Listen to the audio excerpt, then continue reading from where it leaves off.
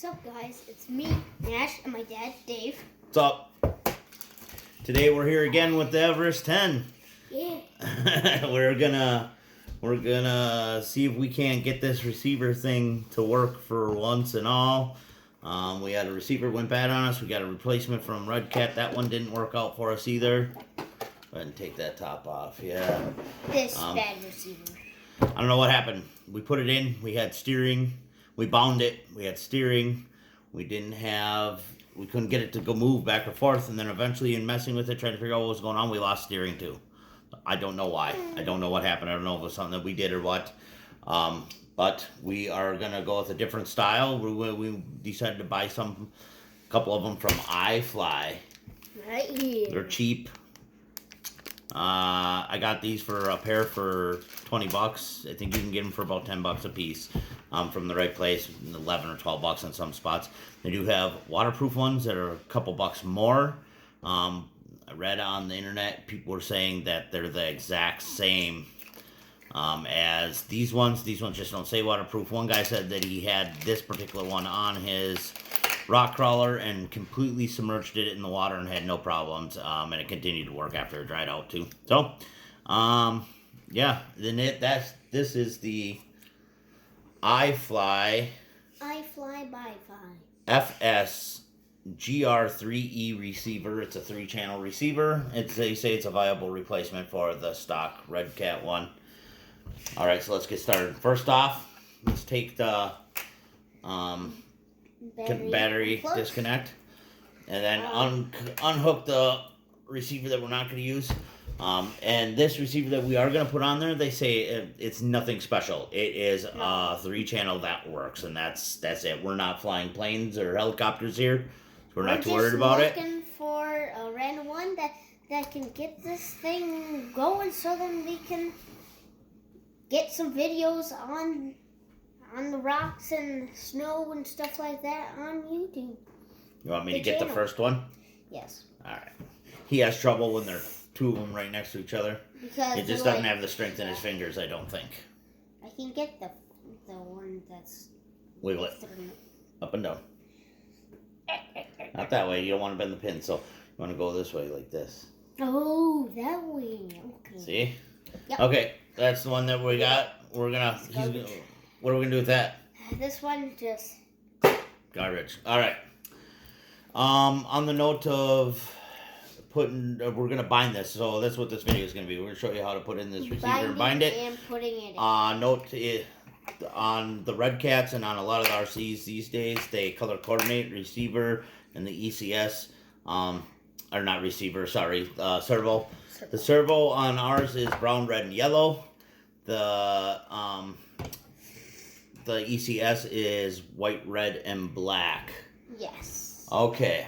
And I do believe it's important to have these facing the right way when you put them in the receiver. And I didn't even look at how we did it. Maybe that was part of the problem that we had with the last one.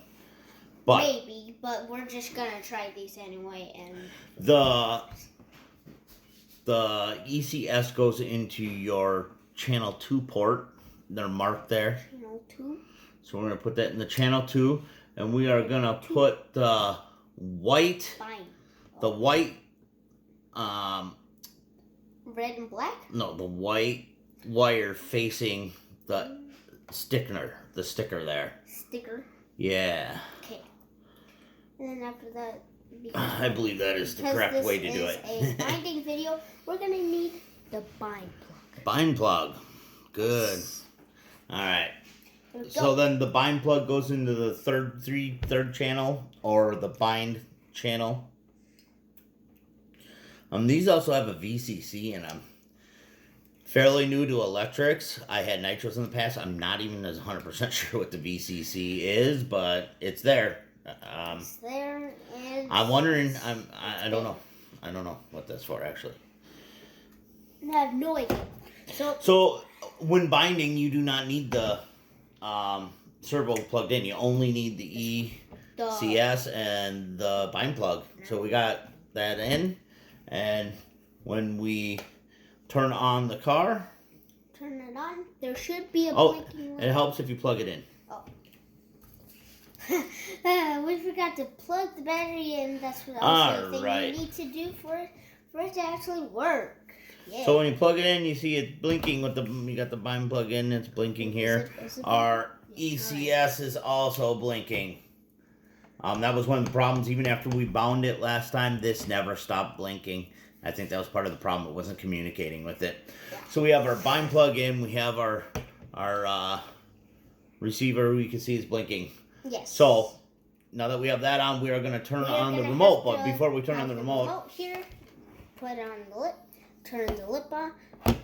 Now what you have to do to bind it is you hold the bind button, which is right here, and then you turn it on. Make sure you're keeping pressure on it. You want me to hold the bind button while you turn it on?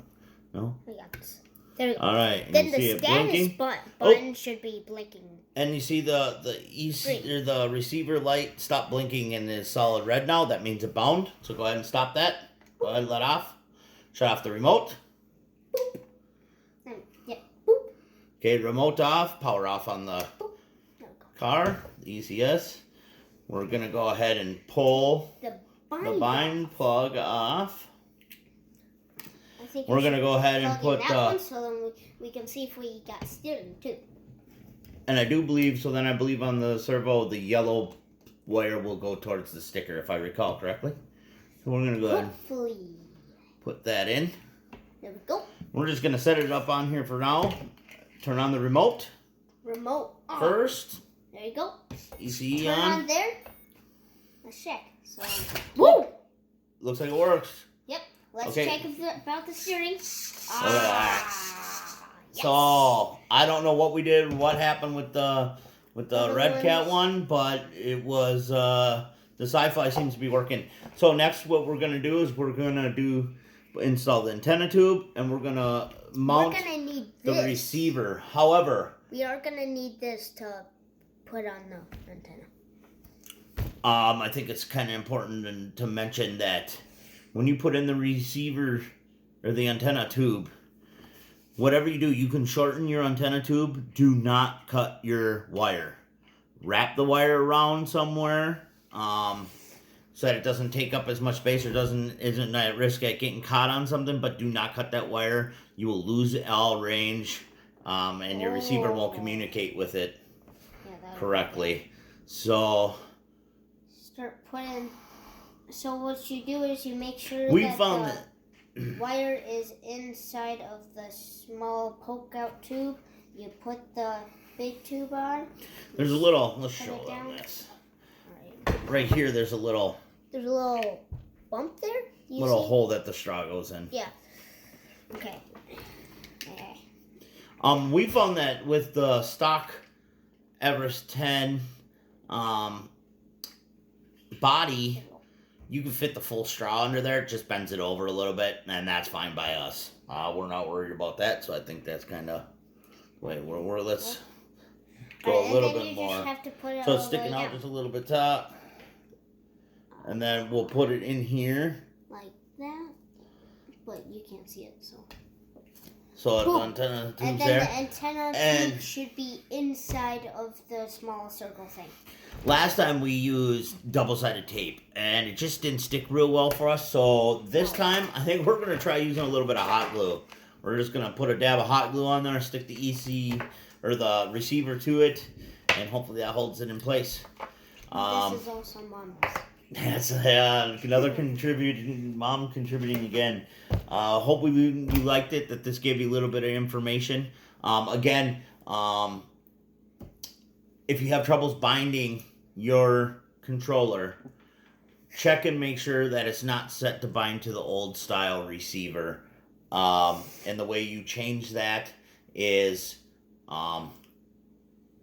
which one it's able to bind to is you turn your steering all the way forward, hold the bind plug, and turn it on. Depending on how you have it set up, you might have to turn it backwards on the steering. I had one time where it was giving me a hard time, and that wasn't changing it, and I had to do the throttle front or back to get it to change the controller so that it was trying to communicate with the right style receiver. But these particular controllers, and this is the RCR 2CE Red Cat controller, and it's a 24 megahertz. But these ones are set to be able to bind with the old style receivers that Red Cat used and the new ones. So just make sure you have it set for the right one. If you're having troubles binding, that would be one of the first places I would check. So it's got to 10 minutes now, so I think we're going to have to end Right? the video here. Hope you like what you saw. Hopefully up next will be another video. We got another truck that needs a receiver and a servo, and we'll do a quick little video on that, and then hopefully we'll be out running them. Yeah, hit the like button if you like what we're doing here. Comment down below what suggestions we should do, like what upgrades maybe. Like and subscribe. Subscribe. And you like to tell them about that bell button. Yeah, hit that bell button, notifications button, actually, is what it's called. If after you subscribe, it's right next. Hit that so then you get notified every single time we upload.